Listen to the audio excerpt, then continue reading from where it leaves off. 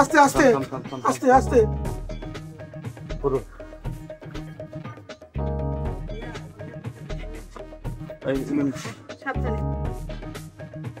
এ বুড়ি একটু বাইরে হয় আয়, কথাবার্তা রাখুন।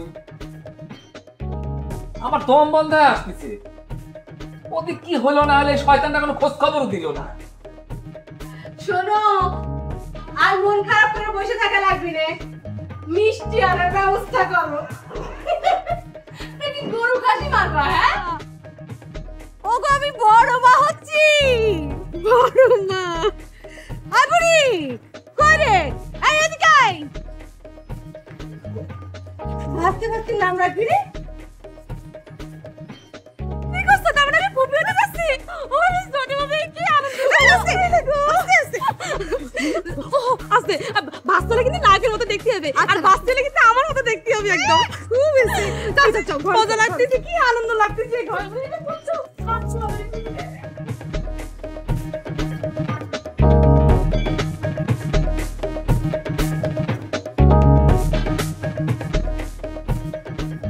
এত বড় একটা আনন্দের সংবাদ, আর তুমি এমন ভাব করে এসে বসলে।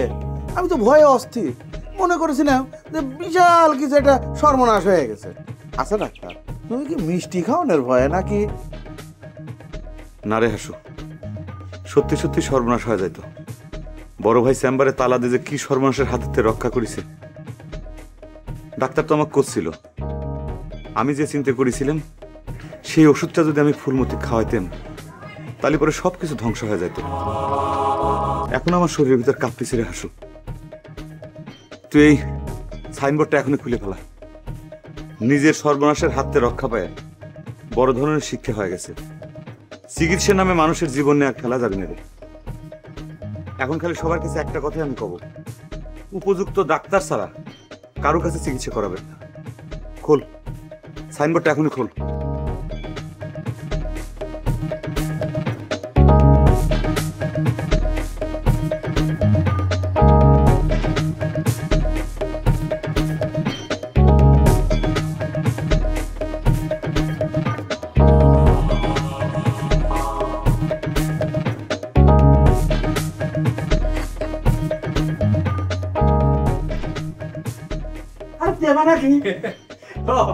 এই শুভ সংবাদটা শুনে আপা মিষ্টিতে পাঠালো ছোট ভাই। খুব ভালো কাম আছে, শুভ সংবাদে তো মিষ্টি লাগে। কাম করো, বলো, মানে আমাকে দিয়ে শুরু করো।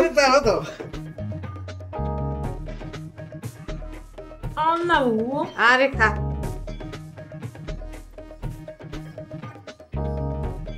শোন, একটু নড়াচড়া করবি না।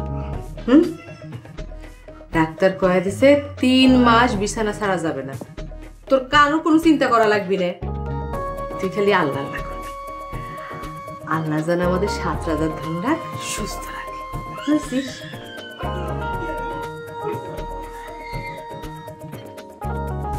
আস্তে। আল্লাহ যদি মুখ ভালোই ভালো 7 রাজার ধনটা দেয়, সে তোমার হবে। তাই তো ডাকছি, সে আমার বড় মা কয়ে ডাকবি না? সে মা করে ডাকবো,